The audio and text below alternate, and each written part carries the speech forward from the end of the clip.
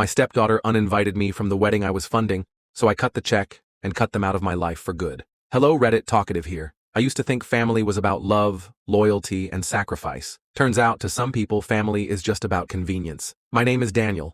I'm 47 years old, and I spent over a decade of my life raising a girl who, in the end, decided I wasn't even worthy of a seat at her wedding. Her name is Amelia. She was 4 years old when I met her mother, Vanessa. Amelia's biological father, Victor, was already out of the picture, a charming drifter who disappeared the moment responsibility came knocking. I stepped into that void without hesitation. I was the one who taught her how to ride a bike, packed her lunches every morning, helped her memorize multiplication tables. I worked late nights and weekends to make sure she never felt like she came from a broken home. I thought I'd earned the title of dad, but as I'd learned years later, I was just a placeholder. When Amelia turned 16, Vanessa and I decided to throw her a sweet 16 party she'd never forget. I booked the entire Crystal Lake Country Club 6 months in advance. An evening full of music, catered food, and even a custom ice sculpture of her initials. The bill? $35,000. That night, Victor decided to show up uninvited. He strolled in wearing a leather jacket, flashing that same cocky grin I'd seen in old photos. Suddenly, Amelia was beaming like he hung the moon. By the end of the night, she stood on stage, microphone in hand, thanking her amazing father for making everything possible. I stood there holding the receipt, clapping politely while my stomach churned. Vanessa squeezed my arm and whispered, "Don't make a scene. This is her night." That was the first crack in the foundation I'd built for 12 years. The cracks turned into fractures over the next few years. Amelia only applied to out-of-state private colleges, knowing I'd been saving for her education since she was 6. When she got into Stanford, I wrote a $70,000 deposit check without hesitation. I paid for her dorm, her meal plan, her books, and even flew across the country to move her in. At her graduation party 4 years later, she asked everyone to applaud Victor for helping her get through college. Later, I learned he hadn't paid a single cent. She just wanted him to feel included. When I told Vanessa I felt slighted, she rolled her eyes. "You're being petty. She loves you. Why does it matter who gets credit?" It mattered because I'd been treated like an invisible wallet for years. But still, I stayed quiet. 2 years later, Amelia called me crying with excitement. She was engaged. For the first time in ages, I felt genuine happiness for her. Finally, something we could celebrate together. I told her I'd cover the entire wedding, everything she'd dreamed of since she was a teenager. She wanted the Willowbrook Vineyard package, a fairy tale wedding venue with rolling hills and chandeliers in the reception hall. $80,000. I didn't blink. When she hugged me and whispered, "Thank you, Dad," I nearly cried.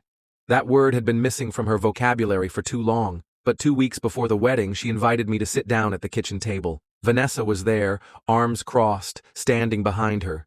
Amelia's hands trembled as she explained that Victor felt uncomfortable having 2 fathers at the ceremony. To keep the peace, she needed me to understand why I couldn't attend. I felt like someone had stabbed me.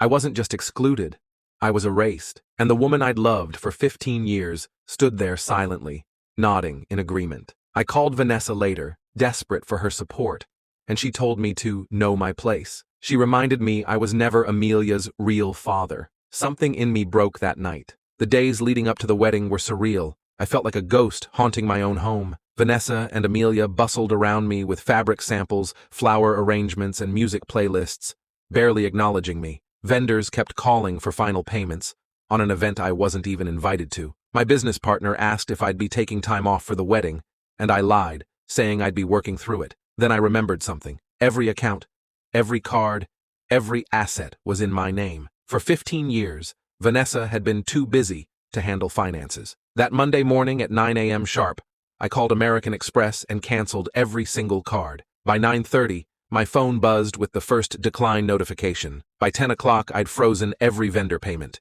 I imagined the chaos at the vineyard as their final walkthrough turned into a screaming match with the venue manager. At 11 o'clock, while Vanessa was still out, I had a locksmith change every lock in the house. Her jewelry box, designer handbags, and anything she considered hers went into garbage bags by the front door. At 11:30, I received my first text from Amelia. "Dad, the florist says the card was declined. What's going on?" I laughed out loud for the first time in weeks. By noon, Vanessa was leaving furious voicemails, demanding I fix this immediately, because the venue was threatening to cancel the wedding. I spent the afternoon packing their things into boxes, surrounded by the constant buzz of notifications. The caterer is threatening legal action. The photographer canceled. The vineyard wants $60,000 today, or they're calling the police for fraud. By 3 p.m., Vanessa was pounding on the front door, screaming about her house. The neighbors came out to see what the commotion was, and someone threatened to call the cops. That evening, Amelia texted me, panicked. Victor, her real dad, had suddenly revealed he was between jobs and couldn't help. Classic Victor. The next morning, while Vanessa was sulking at her sister's house, a process server knocked on her door and handed her divorce papers. Every clause of our ironclad prenup was highlighted in bright yellow. By lunchtime, my lawyer was on the phone with me, chuckling. She's not getting a dime more than you decide to give her. The wedding was canceled. The venue sued them.